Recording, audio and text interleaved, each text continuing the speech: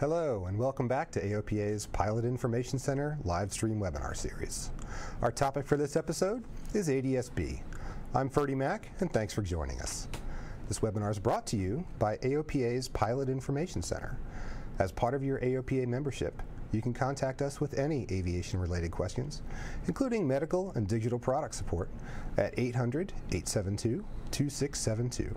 That's 800-USA-AOPA, Monday through Friday, 8:30 to 6 Eastern Time. Or you can email us in the Pilot Information Center at pilotassist@aopa.org. Before we get started with tonight's content, I'd like to remind our viewers that you can subscribe to our AOPA YouTube channel by using the red subscribe button just below the video. Also, please send us your questions during this live presentation using the chat box just to the right of the video. We will answer the most popular submitted questions at the end of this hour-long presentation. Also, if you are not watching this live, please feel free to contact us with your ADS-B questions in the PIC at 800-872-2672. Joining me today are Mike Collins and Rune Duke. Mike is AOPA's Technical Editor and Director of Business Operations in our Media Division. In the past few years, he has focused on investigating various ADS-B equipage options and writing about the installation experience for our members. Welcome, Mike. Good to be here, Ferdy. Glad to have you. And Rune is our Senior Director of Airspace and Air Traffic in our Government Affairs Division, which means that he spends his time working directly with the FAA and other groups on a variety of important aviation topics for the betterment of general aviation, including ADS-B. Welcome, Rune. Happy to be here. Glad to have you as well. All right, gentlemen, let's get started. Mike, can you give us a little bit of an overview of what we're going to cover in this episode? Well, so tonight we're going to talk about 5 basic areas. We're going to talk a brief overview of the ADS-B system. We're going to talk about the benefits of ADS-B out. We hear a lot about ADS-B in, but there are some benefits to equipping with ADS-B out, so we'll talk about that. We'll talk about equipping for the FAA's ADS-B mandate that takes effect at the beginning of 2020. We'll talk about some of the trends in equipage, and then we'll talk about some additional resources to help you make the right decision for your aircraft and where you fly. Okay, so what the heck is ADS-B? Let's break it down a little. What is ADS-B? It's an excellent question. It stands for Automatic Dependent Surveillance Broadcast. Automatic because once the equipment's installed, it works automatically. You don't have to do anything. Dependent because it's dependent on systems in your aircraft, specifically a GPS, a WAAS GPS position source, and an ADS-B transceiver. Surveillance because it allows the FAA to provide surveillance services, much as radar does, and broadcast because the data from your aircraft is broadcast to the FAA ground stations and to other equipped aircraft. So ADS-B is it's basically the fundamental, the foundation of the FAA's next-gen air traffic control system.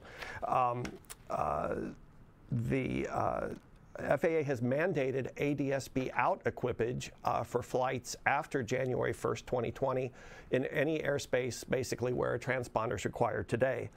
The FAA uses it for separation today. Rune will talk about that shortly. They can see you in airspace that does not have radar coverage, so you can potentially get radar services in a greater area. And it also helps them to increase efficiency. So Rune, why don't you tell us the history of the ADS-B rule? Well, it's the rule that really brings a lot of us to this presentation tonight. And, you know, it took many years, a lot of collaboration, a lot of work with the FAA and other associations to come up with the rule. And the final rule was published in 2010, so about 7 years ago now. And here we are about 30 months away, so less than 3 years to full implementation of 2020. So we're getting very close. And what the final rule did was it enacted 2 new rules, 91225 and 91227. Now the airspace requirement, which we call rule airspace, is it basically defines where do you have to have ADS-B out. Now 91227 tells you exactly how does your ADS-B out system have to perform. So it tells you, the 2 pieces, where do you need it and how does it work.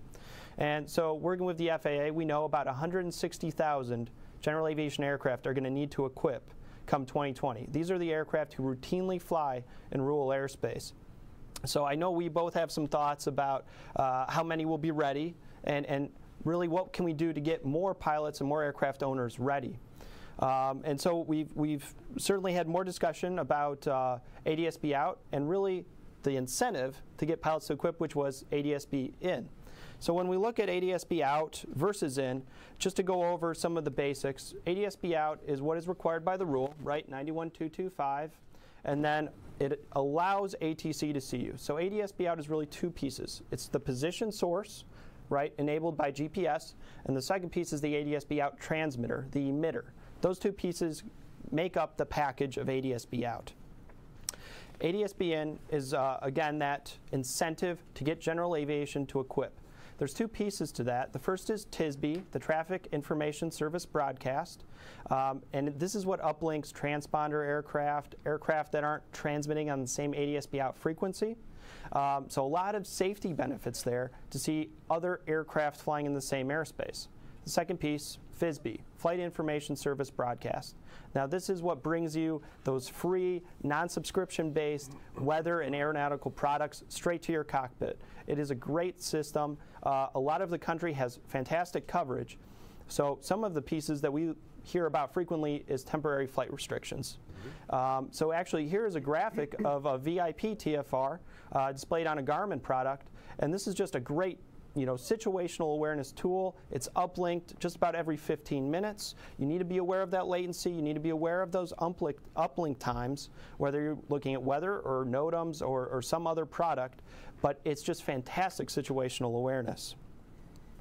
And as opposed to waiting for the up-to-the-minute information, that graphic does a great job of showing with proper pre-flight planning and TFR awareness when you then get in the airplane, right. It's reinforcing. I knew that TFR was going to be there. It may not even be active yet. Even like the G1000, for example, can even show you a TFR hours before it's active. You can scroll into it and you can get the detail. Fantastic upgrade of awareness in the cockpit. Well, to give you an idea of how technology has really enabled us to do better around TFRs, in the early 2000s we were averaging about 230 violations of VIP TFRs per month. Mm-hmm. Now we're down to less than 20 per month. I mean, it's substantially decreased. 90%. And a lot of that is simply having that situational awareness, whether on your avionics or on your EFB. Mm-hmm. So highly encourage pilots to look at that and look at the benefits of it. Well, great. We've talked about rural airspace. Tell me a little bit more about where the ADS-B equipment is required. So basically, as Arun mentioned, the 91-225 airspace, that's where ADS-B out is required beginning in January 2020. It's essentially the airspace where a transponder is required today. So all Class A, Class B, and Class C airspace, the 30 nautical mile Mode C ring around Class B primary airport, above the ceiling and within the lateral boundaries of Class Bravo or Class Charlie. Class E airspace at and above 10,000 feet mean sea level over the continental United States, excluding airspace 2,500 feet above ground or lower. And then also Class E airspace. This is a difference. This is not transponder airspace, but Class E airspace over the Gulf of Mexico from 3,000 feet and above within 12 nautical miles of the U.S. coast. That's basically over the Gulf Coast oil fields where there's an awful lot of helicopter traffic. The graphic depicts this a little bit better. One thing to note that above 18,000 1090 extended squitter is your required ADS-B emitter. We'll talk more about that later. Yeah, and this is an important graphic. We'll talk a little bit more about the rebate. But one of the rebate requirements is you have to fly in rural airspace so they can see you and validate that your system is working properly. So that's a very important graphic, and that's one of the resources on our website as well as the FAA's. One of the words that we've talked about in our prior discussions was harmonization. And I always like to emphasize that because, to give credit where credit is due between 91-215 and 225 as far as the harmonization there. Can you explain why I'm using that word, Arun? Yeah, so 91-215 is the Mode C transponder requirement and 91-225 the ADS-B out requirement. And the FAA pretty much wrote the same rule twice, right? So now we have to have both pieces of equipment in the exact same airspace. So the rules are the same. Some of the language is different, however, and that has caused a little bit of a problem. So recently in January, the FAA did issue a legal interpretation specifically for non-electrical aircraft. And basically what they were saying, if your aircraft was not originally certificated with an electrical system or subsequently certified with an installed system, the same rules apply. So that was very important for a lot of aircraft, you know, your Piper Cubs, some of the smaller aircraft. And it just confirms, right? If you have a transponder today and you're going to fly in transponder airspace, you're probably going to need an ADS-B out system. So just be aware of those nuances of the different airspace. But really 215 and 225 are saying the same thing. Another thing to highlight is with ADS-B out, come 2020, it does not relieve you of your Mode C requirement. The Mode C transponder is not going away. We don't see it going away anytime soon. You know, there's a lot of discussion about that, but we don't see that happening soon. You know, a lot of the backup is, of course, going to be radar, GPS interference, any type of different situations. We'll need that as a backup. So we don't see Mode C going away anytime soon. And that does get a little bit confusing. We'll talk about equipment shortly, but if you're utilizing an existing transponder, maybe with an extended squitter feature where you're bootstrapping your ADS-B out into that existing piece of hardware, it may be a little confusing as far as, do I still have a transponder now, or have I changed it into a different thing, or is it doing both? So, you know, as you said, the transponder requirement hasn't gone away. ADS-B is not a solution in lieu of an ordinary transponder. Right. No, they're working together, but yeah, both are independent systems that are required by the FAA. They just may be in the same box. Same box, yeah. Now, you were mentioning the aircraft without electrical systems. Some of those owners have waivers to operate in airspace. You know, maybe they're near the edge of 91-215 rule airspace. Will there be similar waivers available for the ADS-B rule for those same operators? Yes, there is written in 91-225 the same subparagraph that basically says you can make a request to the ATC facility of jurisdiction and request a deviation. So you can fly through there without having ADS-B out after 2020.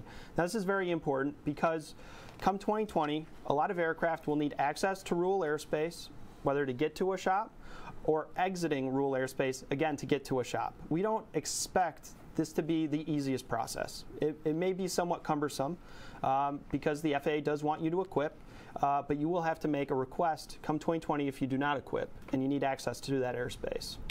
Now, you mentioned 2020 again. One of the questions I'm asked most often is the deadline going to be extended? The answer is no. We do not anticipate that. The administrator, as well as the deputy administrator, as well as the head of flight standards, they are being all very consistent on this, that we do not anticipate the rule to move. Pilots should not anticipate it to move. You know, there's been a lot of press recently about the airlines and getting an exemption, the 12555 exemption, or even the military, you know, dragging their feet. Well, you got to read a little bit further below the headline. The airlines are not getting any exemption from ADS-B out equipment. What they're getting an exemption from is a temporary, you know, duration of relief from the position source. So the GPS piece that feeds the ADS-B out, they will all have to have ADS-B out come 2020. The military as well, they've committed to equipping their fleet. Some of their aircraft that they are slow to equip, a lot of these will be fighter aircraft, some of the ones that don't fly through a lot of rule airspace, will be slower, and they will have to go through a deviation process or a cumbersome request process. So all of us, as part of the aviation community, need to embrace 2020 and get ready for this. Okay, I got to do it. You've convinced me I'm going to have to do it. I'm going to have to save up the money. Might get a rebate later, but I'm going to have to do this. Give me some good reasons why. What's the benefit component? Well, there are a lot of benefits, especially on the air traffic side, whether you're VFR or IFR. And the first one I like to highlight is an enhanced traffic awareness. And we'll talk a little bit more about this, but this is TSB. And you cannot underestimate how great this system is. Looking at other aircraft around you in near real time and being able to see that aircraft fly across your iPad and be able to respond to ATC quickly. I got him in sight, tally-ho. The other one is weather in the cockpit. Again, be aware of the latency factors, but this allows you to do really good strategic flight planning in the aircraft maybe you don't have to call up flight service, or you don't have to listen to HiWAS or something else, and this is going to save you money if you're used to some of those subscription-based services. Another one, more efficient routing. Radar systems all the time will go out of service for a period of time. Recently, this happened in Texas, and a pilot reported that ATC was able to send him right through that airspace because he had ADS-B out, while aircraft who do not have it had to go the long way. Now, ATC wants to see you, and in busy airspace, they need to see you to be able to do their job effectively and efficiently. So we're going to see more and more of that as time goes on. Another one, now this is more for the airlines and in the busier airspace, is reduced separation, but we're going to benefit from that because ATC is doing a more efficient job, being able to get better throughput. We're going to get better services to some of those satellite airports. So it all plays in together. And then certainly improved air traffic surveillance coverage. I didn't used to get VFR flight following in a certain area of Illinois below 5,000 feet. Now I can get it pretty much down to 2,000 feet. It is greatly improved, and this is a safety benefit. If you want to be able to do low altitude flight following because you want to stay out of the clouds, now you can do that. And sometimes the limitation is only comm coverage. So that's great. And one of the things I like to highlight is the FAA is actually shown on their website now. They've provided a Google Earth tool so you can compare the difference between ADS-B out surveillance versus radar surveillance. So if you're doing a flight across country and you want to stay in coverage, it'll tell you what altitude to do that at, whether you're flying without or with. So that's just a great capability. Excellent. So let's move on to traffic in particular. Traffic is not traffic, right? So maybe someone is participating, maybe someone is not. Maybe they're on my same frequency, maybe they are not. So give us an idea of the complexion of the varieties of traffic. Yep, there's a lot of nuances to the TISB service. So TISB kind of is an umbrella term for three actual components of the system. The first one is ADS-B air-to-air. So this is where you're transmitting, let's say you're transmitting out on 1090. The other aircraft who are receiving on 1090 are going to be able to see you. So this is good when you're out maybe in rural areas and outside of a lot of coverage. When you're in coverage and you have ADS rebroadcast, that way it'll actually uplink to you aircraft on the other frequency, which in this case is 978. Now, a lot of systems now are dual in, and it'll see you on 1090 and 978. But if you don't have a dual in system, ADSR is there to help provide that information. Now, the third component, and one of the ones that get a lot of press, is TISB, Traffic Information Service Broadcast, and this is actually uplinking transponder-only aircraft. Now, most aircraft are not equipped with ADS-B out yet, so having this tool is the most important piece because it will show you all those other Mode C transponder targets around you. So ADSR and TISB, you need to be in coverage. And again, that Google Earth tool will help you with that, show you where that is. Now, the caveat is you must participate to get the full benefits. You got to have ADS-B out installed. You got to have that for everything to be uplinked to you and get that service status message that you are in fact receiving all the traffic in your vicinity.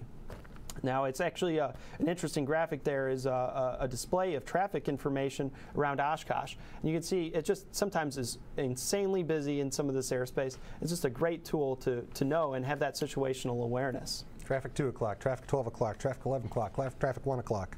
Well, and some of the manufacturers have added additional features to this ADS-B traffic. Garmin, for example, on its GTX 345 has integrated traffic alerts where you're flying along and your headphones will tell you traffic 2 o'clock, something like that.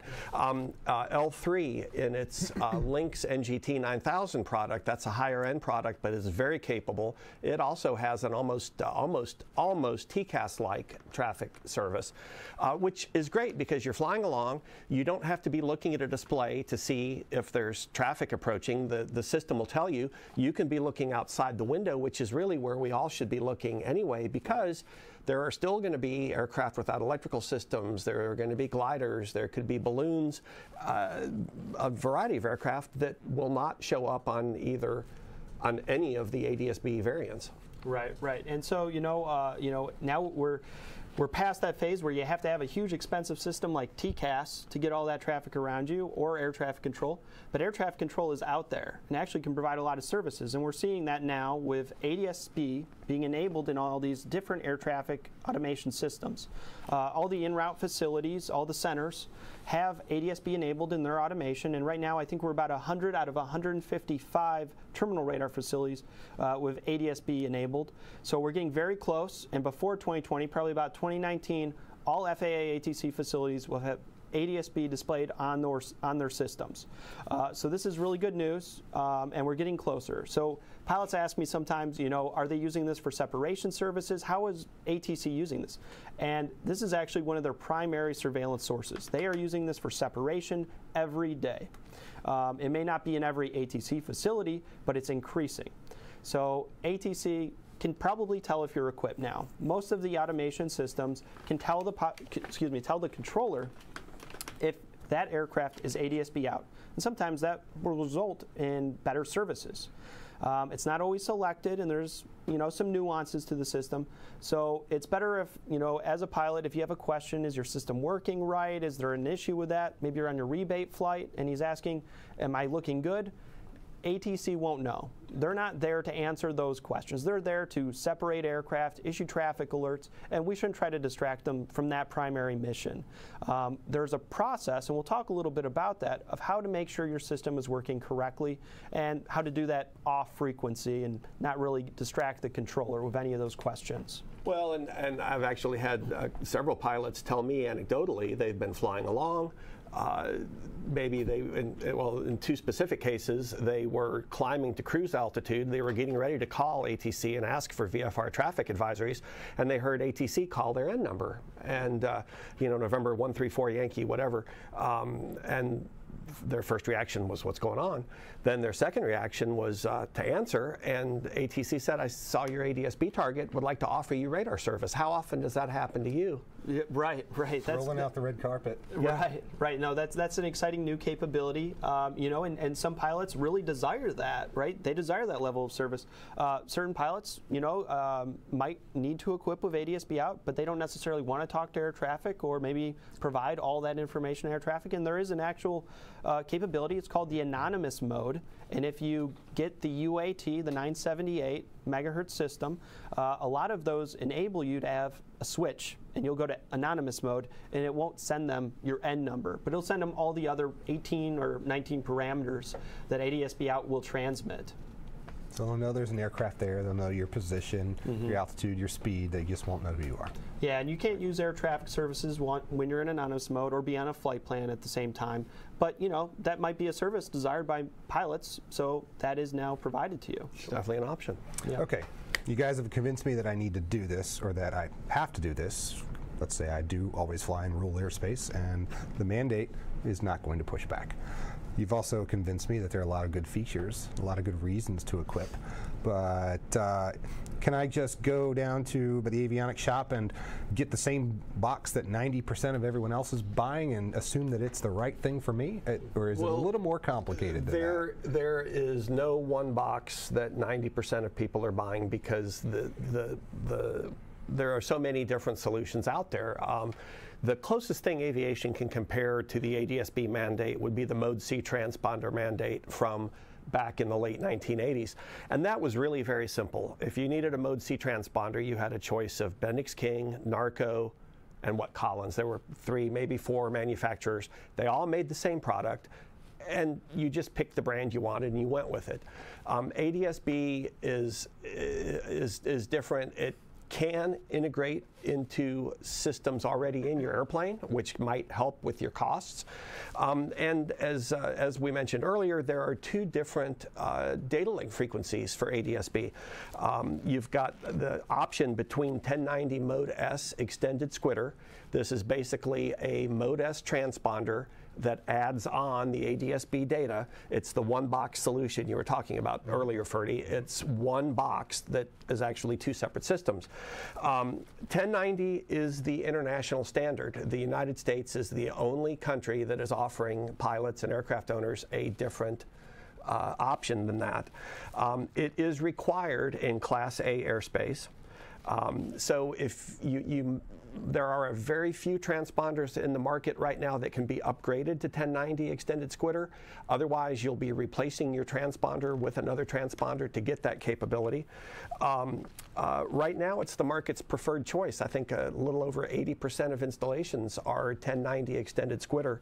Now, the one downside about 1090, it does not provide the weather information. We've all heard about Rune talked earlier about the traffic on ADS-B in. On the 978 ADS-B frequency, which is the Universal Access Transceiver frequency, that's the Universal Access Transceiver operating on 978 megahertz. There's a lot of terminology here. Yeah. That is the frequency that provides the weather uplink. So if you have a 978 with in and out, that will give you the weather. You do not have to choose a 978 out solution to get ADS-B in. There are many dual in systems that will give you the weather, or for that matter, you can choose a 1090 and use one of the many portable devices to get your ADS-B in. So the 1090 is a transponder replacement. The 978 Universal Access Transceiver, or UAT, is a remote mounted box that has to work in conjunction with your existing transponder. Generally, a UAT is going to be a little bit lower hardware cost, but the installation is a little more complicated. So if you're trying to decide between a transponder replacement and a UAT, consider the installed cost, because you might find that the delta gets very small when you consider the installation. We did talk about the 1090 being the international standard. So in the United States, if you fly above 18,000 feet in Class A airspace, you must go with a 1090 solution. Also, because it is the international standard, if you fly outside of the United States, we strongly recommend you go with a 1090 solution. Now, you only... Before we move on to the international solutions, if we could go back to that same slide there, I wanted to just highlight the fact that AOPA does have an ADS-B evaluator tool. You can go to our website at www.aopa.org/ADS-B. The graphic on the right isn't intended to be readable, but it's intended to illustrate the fact that we do have a tool that can step you through this flow chart, and Mike and Rune were involved in developing this, and Mike did a great job on getting it out there years ahead of when we really needed it, so we could beat on it and make sure it was right. We're going to be talking about in a moment about the complications of, if you need this or don't have that, or what about my iPad, but I really wanted to make sure that people know they can go to our website, and that's a great jumping in point. Thanks for mentioning that. I was going to blow right through it, but I was updating that only this morning. So wonderful. Yeah. Excellent. So okay, so we'll go back on to the international requirements. Now, until another country issues a mandate, there is no requirement. Everybody says, well, do I have to have a ADS-B for Canada, for example? Well, right now, there is no mandate for Canada. So you can fly there with either ADS-B or no ADS-B. But mandates are coming, and I wanted to highlight some of the countries that pilots in the United States frequently fly to, so you know what's going on. In the Bahamas and the Caribbean, there is no requirement announced, no mandate, but ground stations are being installed that will provide better service to equipped aircraft. We anticipate at some point in the future a 1090 extended squitter mandate in that area. Canada has no mandate yet, but Canada has said it's going with 1090, and that really doesn't come as a surprise. We think they're going to go with a satellite-based ADS-B out solution. They are one of the lead partners in a consortium called Aeron, which has, they're in the process of launching ADS-B payloads on Iridium, I think it's the Iridium 3 satellites. A number of them are already in orbit. They are testing the ability of these satellites to pick up ADS-B targets from aircraft transponders, and the initial results are very favorable. One thing we've been watching very closely, at the beginning there was some thought that you might have to have what they call antenna diversity. That's an antenna on the bottom and the top of the aircraft in order for the satellite ADS-B to work, but it sounds like they're getting good results with the belly-mounted antenna, so that's encouraging. Cuba, no mandate, but they are testing 1090 extended squitter. So if you are looking forward to diplomatic relations improving, maybe just a little bit more, and flying to Cuba, 1090 at some point is likely in the future. Mexico actually announced its mandate earlier this year for 1090 extended squitter beginning January 1st, 2020, so very similar to the U.S. timeframe, and also very similar airspace. Basically the terminal airspace and also over their coastal Gulf of Mexico waters. Yep. So, you know, one of the things I like to highlight, this is a common question, is cross-border operations into Canada. Right now, by NOTAM, the FAA has a special security instruction telling you that if you fly across the border, you're going to need a Mode C transponder. Right now, we don't have any indication that the FAA or any other government agency is going to require ADS-B out to cross the border, but that's something we're highly sensitive to for not only the American aircraft that want to fly into Canada, but also the Canadian aircraft to get into the United States. But right now, no ADS-B out requirement, just across the border. And one thing just to keep in mind, and actually, Brune and I were both in Alaska last month at some aviation events. The topic of ADS-B came up, as it always seems to these days. Mm-hmm. And, you know, people in Alaska who might fly to the lower 48, you know, a few times a year or at some point, when Canada mandates 1090, that's probably the solution that they're going to need to transit Canada. So right. If you're in Alaska and plan to fly to the lower 48, probably 1090. Yep, exactly. All right, Rune, I'll tee it up. Sweeten the deal for me. Well, this is the good part. Well, you know, so it actually was a lot of work, you know, getting to the rebate. And it was actually a survey done by Embry-Riddle and a number of associations working together to understand a little bit better of general aviation pilots and what is the financial constraints, right? This is an expense.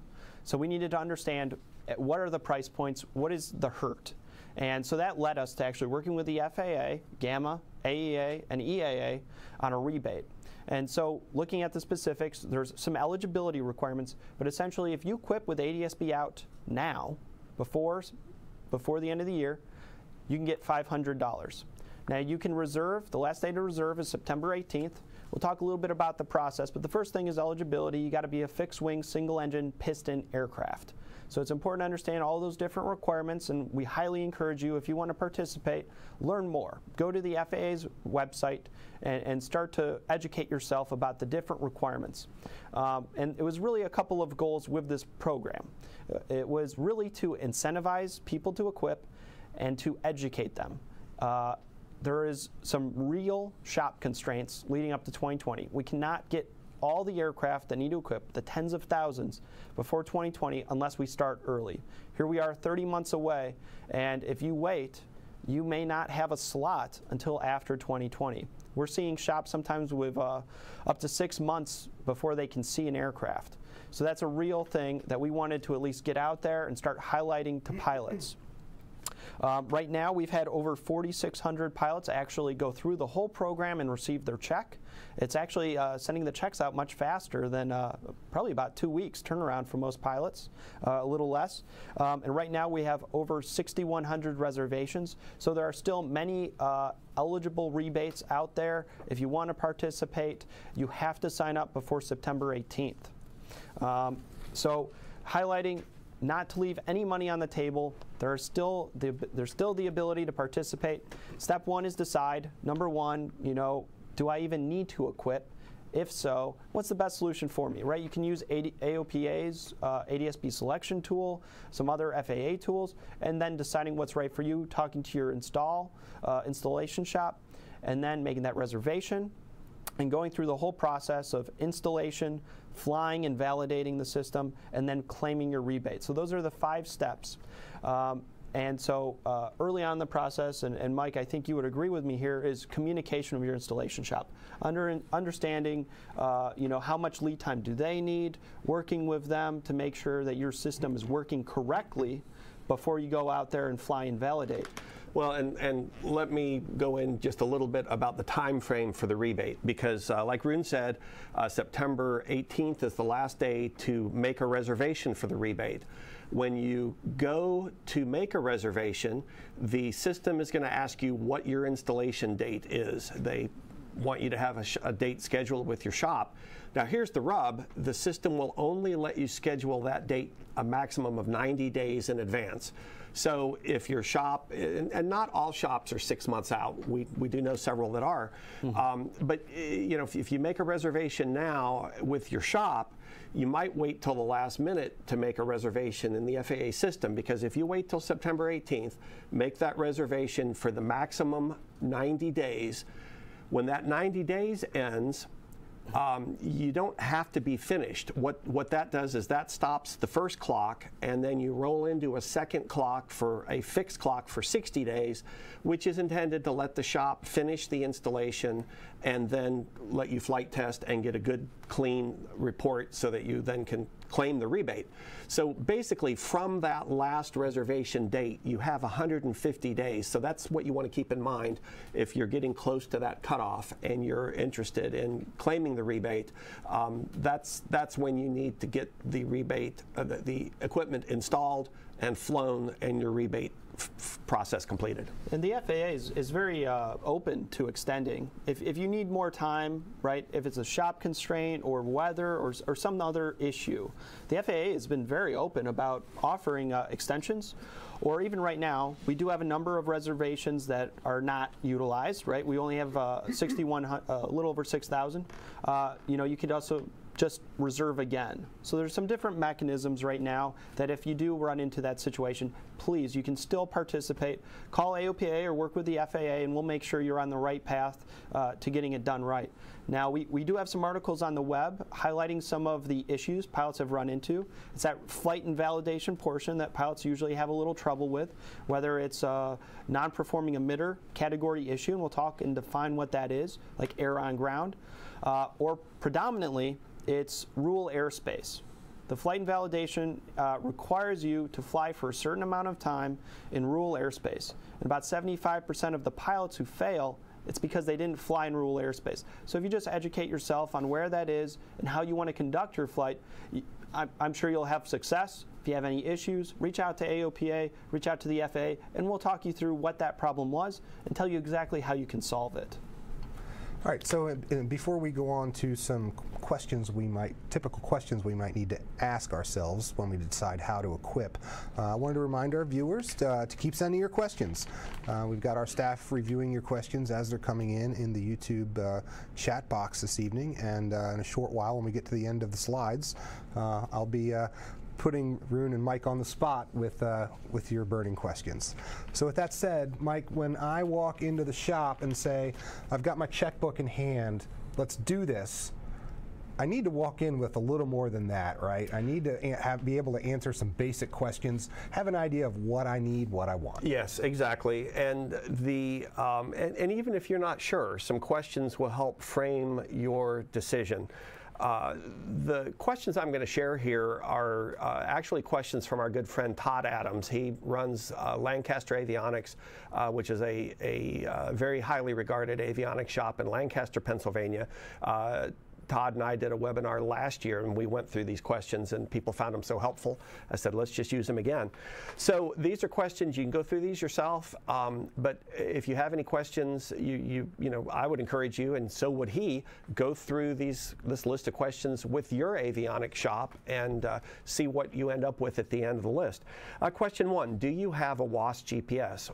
Why is this important? Well, you have to have a qualified WAAS GPS as the position source for your ADS-B solution. If you have any of the Garmin WAAS navigators, GTN or GNS series that are WAAS or can be upgraded to WAAS, and every GNS 430 is upgradable to WAAS, Garmin tells me, you can, if you wish, choose to upgrade that GPS and use it as your position source. The next question, do you have a non-WAS GPS that can be upgraded? Okay, I'm getting ahead of myself. That's the problem with these questions. The third question is also related to the position source. Do you ever want to have a WAS GPS? This is important for a couple of reasons. Primarily, if you do upgrade your navigator to a WAS GPS, it unlocks the world of LPV, LNAV, VNAV, the new generation of GPS approaches. In parts of the country, here in the East Coast, we're losing a lot of our NDB approaches. I don't really miss them, but we're starting to lose VOR approaches, and they're being replaced with these LPV approaches. So if you fly IFR a lot and you have not upgraded to this capability, now's the time to think about it. Why now? Well, you know, it's not just a question of, well, I can, you know, use that GPS as my position source, because there are options that don't require that. But if you make a choice now and then later upgrade your nav, you may find yourself wishing you had made a different choice. So if you're thinking about a position source, navigator, any other upgrade, think about it in the context of the ADS-B upgrade, because if they've got to tear into your panel to do one thing, it's much cheaper to do one big project than two small ones or smaller ones. There's no better feeling than the first time you get vertical guidance into your home airport when there's no other way to get exactly. it. Yeah. Exactly. It's like an ILS without the approach lights. It's amazing. There you go. Question 4 on Todd's list. What kind of transponder do you have? And this is important for a couple of reasons. If you have a newer digital Mode C transponder like a Garmin GTX 327, it's a great transponder, but it's Mode C, so it cannot be upgraded to 1090 extended squitter. But it's a great digital transponder, a lot of life in it, so you might choose to use a UAT and connect it to that existing digital Mode C transponder.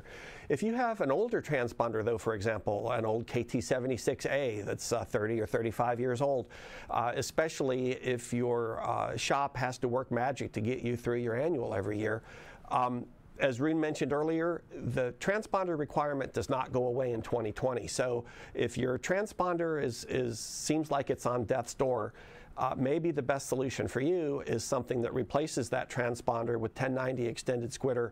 You replace the creaky transponder and you get ADS-B out capability. So something to think about there. Are you interested in ADS-B in the FISB weather and the TISB traffic? Not everybody is. But most people are, because really for general aviation, those are where many of us feel the most compelling benefits lie. So if you are, question number 6, where do you want to display the data? Do you want to display the data on a certified display already in your cockpit? If you do, then you need to make that clear to the shop, because you need to make sure that your ADS-B solution is compatible with that display. For example, if you've got a Garmin display, certified display in your panel, and you want to display your ADS-B there, because of compatibility constraints, chances are you're going to need to go with a Garmin ADS-B solution.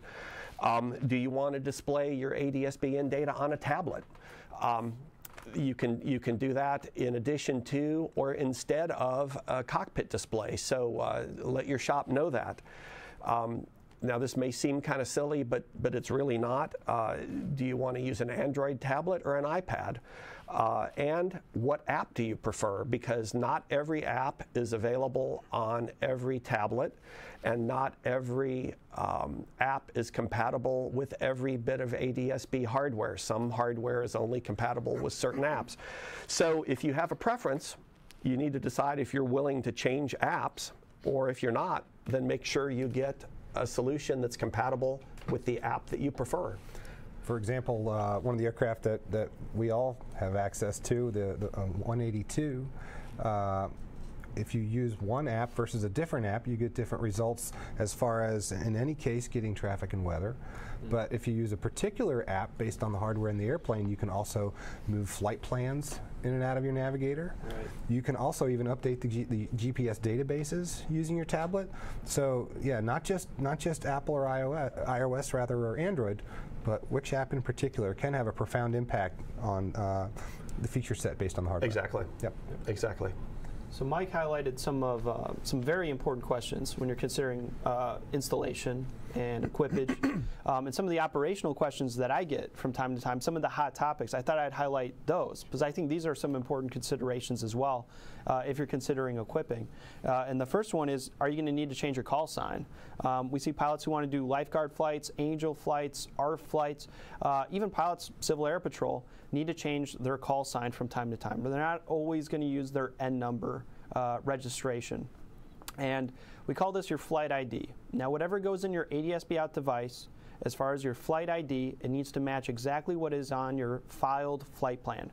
So if you're going to be filing IFR, that needs to match exactly. Otherwise, the air traffic automation will start to send up alarms.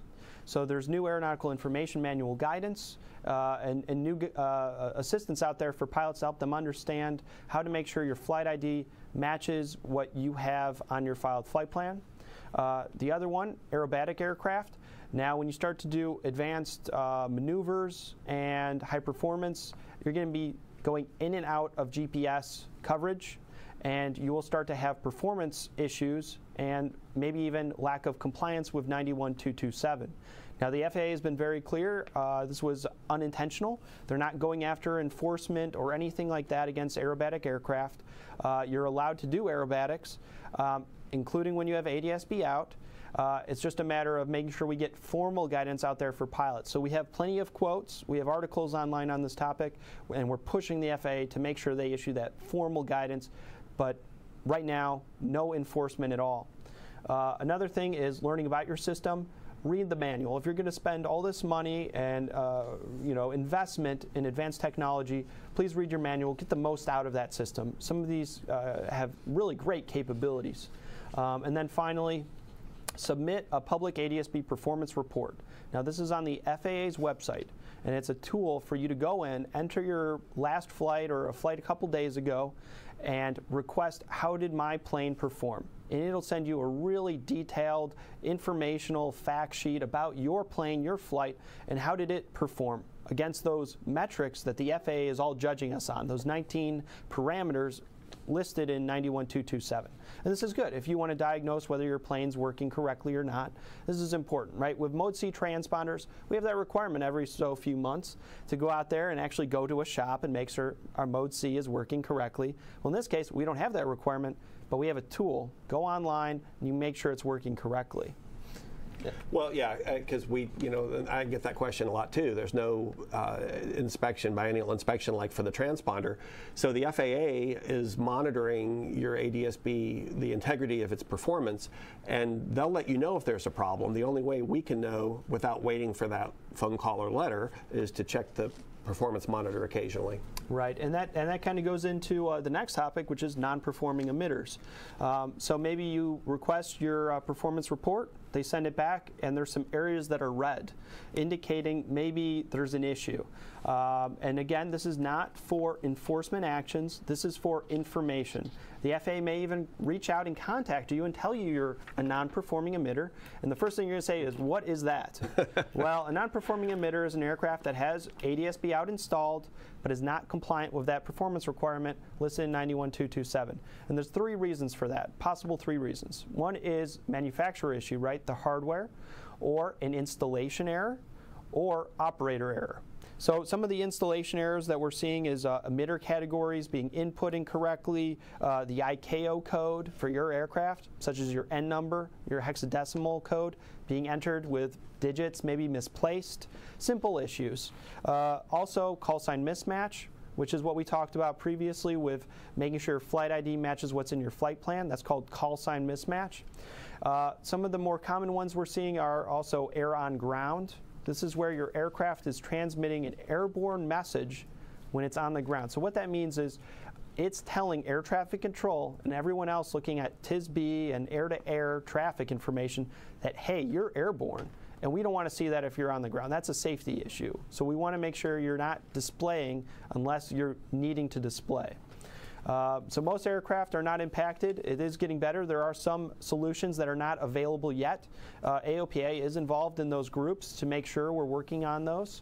But again, wanted to highlight FAA is not taking enforcement action, but they are certainly reaching out to pilots and trying to get that awareness of the performance report and of these issues.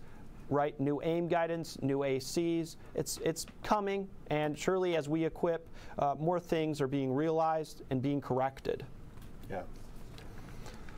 All right, so let's move on to some equipage trends. We've talked a little bit about we're coming up against the 2020 deadline. We've also talked about we have this number of aircraft that still need to equip. We've talked about the fact that shops are getting backed up. Is this a perfect storm brewing here? What are the opinions? What do the opinions say? Well, let's look where we're at, okay. and then I'll share my prediction. Okay. And I know Mike has some thoughts as well. But right now we're about 26,000 equipped. So we're not quite there yet. Right now, about 15% of that 160,000 that we think need to equip by 2020 are having outs. So we have a long ways to go. And even of those 26,000, 3,000 are non-performing emitters. Now, as you can see from the trend line in that graph, those non-performing emitters, that red line at the bottom, is staying steady. So that's really good news. We're not increasing the number, but look at that trend. We are getting better, and we want to see that trend keep going, keep increasing. And actually looking at the ADS-B out equipage and looking at the predictions, we have a graph, and the green line indicates how we should get to 160,000, so the full amount. That middle line, the yellow line, indicates getting to 100,000, and then that bottom line, that is what we're doing. And you can see it dropped off there about January, and that's where we removed a large number of aircraft that the ADS-B system hadn't seen in a while. We think a lot of those were probably sales overseas. So that's why it dropped off a little bit there. And it's about a month or two old. So right now we're closer to about 27,000, 28,000 aircraft, but we're still in that magenta caution zone. And we're not seeing that equipage curve increase like we really want it to, and really get those pilots aware. And so I'll share my prediction. Looking at the data and a number of these factors, I'm estimating about 50% of those who need to equip, so about 80,000 aircraft. And part of that is just the shop constraint. We're seeing at most maybe 20,000 aircraft can equip each year. Mm-hmm. We would like to see that ramped up, but until there's demand, until pilots are saying, I need to be in there, they're not going to be hiring more staff and people to be able to accommodate that. Well, and actually a number of shops have added staff to accommodate. So Rune shared his prediction. My prediction is 65 to 70. I'm not certain that there's 160,000 really need to equip. But what I really think is going to happen is I think the behavior of the fleet is going to be similar to that of the Mode C transponder mandate from back in the late 80s. The numbers are very similar. It's coincidentally the same airspace, but the people who fly in that airspace regularly are going to equip by the mandate because they want and need access to that airspace. There are a lot of other owners who might fly there occasionally, and they'll maybe wait till after January of 2020 and then install at their convenience then. There are some pilots who, where they live and operate now, never enter the rural airspace, and I think, they may not equip at all, but what will happen is they'll move to another part of the country, their aircraft will change hands. Over time, those aircraft will get updated and become equipped with ADS-B out. That's what happened with the Mode C transponder. I don't remember the last time I saw an aircraft equipped with only a Mode A transponder. Pretty much everything with a transponder now is Mode C, and we'll get there with ADS-B. But I don't think we're going to get there in 2020. Yeah, I think the Mode C transponder, I think we're well into the 90% range as far as equipage. So, yeah, no, I completely agree. But it's taken quite a while. I'll completely agree with you. Yeah, with ADS-B out, we're probably going to get there. It's just a matter of, you know, our aircraft being impacted operationally, you know, during this transition. Yeah, exactly. All right, gentlemen. So, given the opportunity, and Mike, we'll start with you. What other information would you like to provide while we have a chance here? Well, and there's quite a bit of stuff out there. The FAA has some resources online. The most recent issue of the FAA's Aviation Safety Magazine, which is available online, was completely dedicated to ADS-B, and there's actually some excellent information in there. AOPA's website has an abundance of resources. I might have written a number of them, but they're still good. And magazine articles every month for the last couple years at least. We've been writing about ADS-B in Pilot Magazine. We've got blog posts, FAQs, and then the AOPA Air Safety Institute has an interactive online course about ADS-B that is well worth the time it will take to give you a better understanding of how the system works. I really like the course, and it really goes into detail about TSB and FSB from a user perspective, right? Not just buzzwords and you know, concepts, but it'll show you on a display how does that really work, and it really shows the benefits. Exactly. So, and something we've written about lately, and did it happen in June? June 5th? ICAO? Fall. Fall, okay. So it's moving on to the fall. Sorry, I knew this was pending. In the beginning this fall, the FAA is going to require use of the ICAO flight plan for domestic operations. Now, this is the flight plan form you previously used for international, but it's going to become the domestic standard as well. I mention that here primarily because there are a couple of blocks in it that you will have to configure for your ADS-B out equipage. I'm not going to go into the details. It's on the AOPA website. The important thing, though, is to know that you do need to go through this process. It's not as complicated as it looks, and it's really only going to be difficult the first time. After that, it's going to be very easy. The AOPA Flight Planner has a wizard that really simplifies this task, and if you belong to a flying club or rent from a flight school that has multiple ADS-B out-equipped aircraft, take good notes. Right, right. And you know, I know the data's changed a number of times now, several times, but unlike ADS-B. Unlike ADS-B.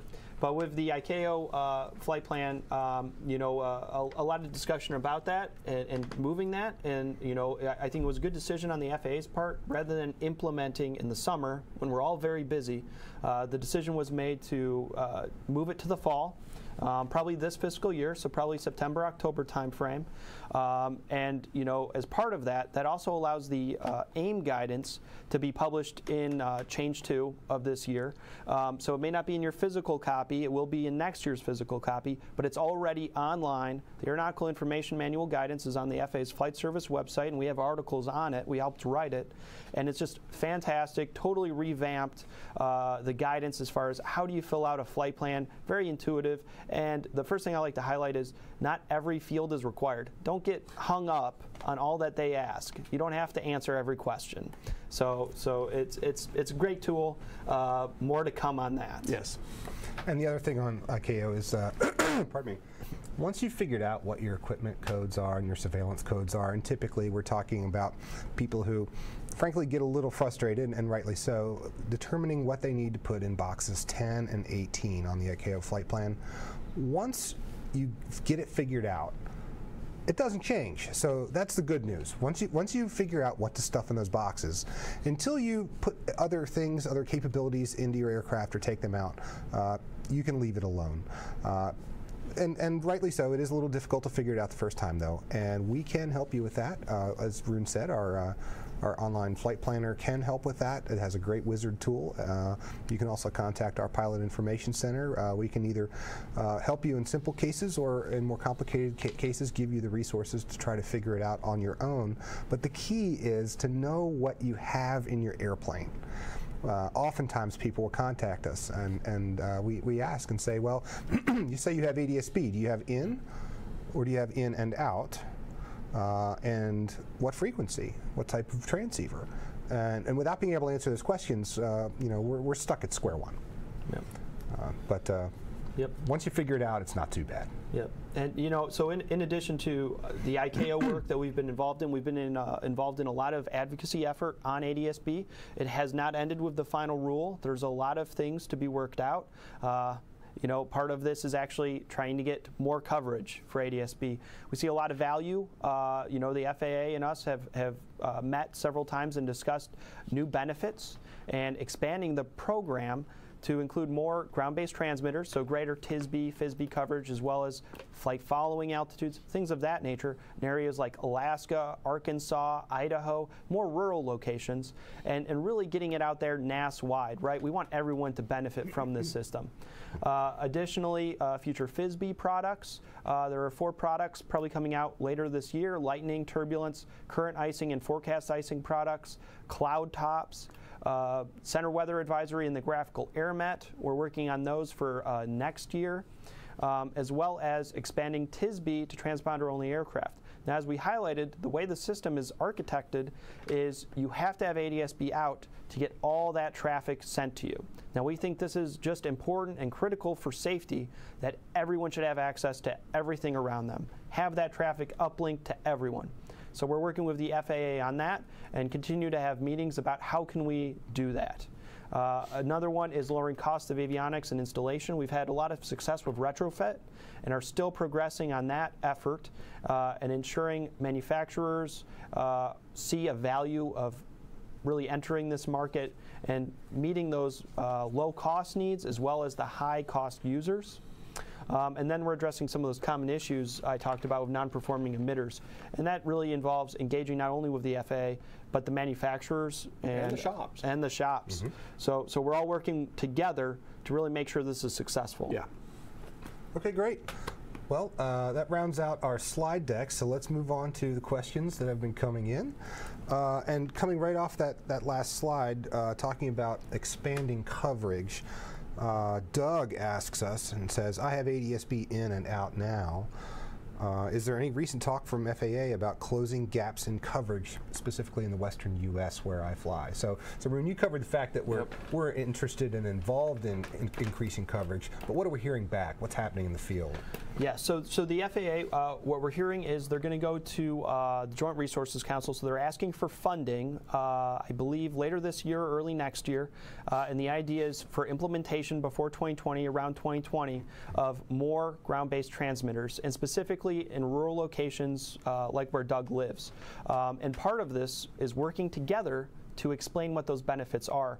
The FAA only has so much information, so this is a great collaboration of us helping them understand where those gaps are and how much money they can save, we can save by filling those gaps. Mm-hmm. And so it's been great to work together and quantify those. Excellent. All right, next up, Brian, let's send this to you, Mike. If 1090 can't get weather, then how do we get the weather info? 1090 cannot get the weather, that's correct, but you've got a couple options for getting the weather. For the weather, you need 978. Some 1090 solutions are dual in, so they will give you the weather in on 978 megahertz. Or you can buy one of the inexpensive Stratus or other ADS-B in receivers. You sit on the glare shield and it'll send the weather to your iPad or your other tablet all day. In fact, there's a receiver now. You can go online, find the plans for the Stratux, and I think the parts are about $40. You can build it yourself. Mine was $100, but I was an early adopter. My information, I haven't built one, so I could be off. But remember, though, that gets you only the in, not out. Right. Mm-hmm. Right. Okay, next up, John L. asks us about the rebate. Specifically, is the rebate available for SLSAs? So any aircraft that wants to equip with TSO certified equipment is eligible. Mm-hmm. So just number one, make sure your aircraft registry information is correct, everything up to date, and then certainly go over the eligibility requirements. But yes, if you're installing a TSO'd piece of equipment, you're eligible. Yeah, we didn't really go into that. If you fly an SLSA or an experimental, you have the option, instead of going with the TSO'd equipment, you can get a non-TSO'd box that meets the performance requirements. So that can save you a few dollars. So that and a non-TSO'd box will not be eligible for the rebate. But if you go with TSO'd equipment, then yes, you should be good. Right. That's the difference. TSO for the rebate. Otherwise, you're free to choose other types of systems. Correct. So ultimately, it depends on which is going to be cheaper for me in the long run. I'm going to have to bust out my spreadsheet. That's how I'd look at it. Okay. Exactly. And also, like to highlight the pilots, the rebate is taxable. It's taxable, and you have to look at the cost of the validation flight. So factor that in and see if $500 is right for you. Okay. All right, this is a little bit of a broad question, but I'd like to give Sergio a little bit of a foothold on how to start answering his question. Where is a list of approved equipment? So the FAA has a great website. It's called Equip ADSB, and they have a very comprehensive list. And I think we've had a few websites, but I like to point people to the FAA just because in real time they update it, and it's really got a great searchable feature.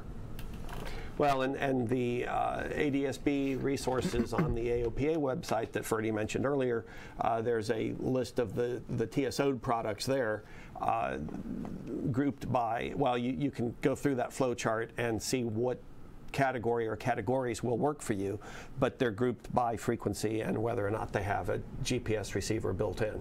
Okay. Yeah, you might want to look at both, because the FAA, you can do it by type of aircraft, and then we have other capabilities that are built into ours, so it probably pays to look at both. Yeah. Okay, wonderful. Last question comes from Chief, saying, why are we required to fly in rule airspace? I was tracked continuously prior to and entering and after exiting rule airspace, and the FAQ I found doesn't answer that question. Because the rules say so. I have no idea why that's part of the rule. Rune, do you have any? As far as being tracked? As far as having to fly in the rule airspace for the rebate, I presume that's what the question's about. Yeah. So the philosophy behind that, and we had a lot of discussion about this, was the FAA wanted to target those most impacted by the rule. And the rule, of course, applies to rule airspace, so they figured it would not be a big lift or a hurdle for pilots most impacted to fly in rule airspace to validate their system.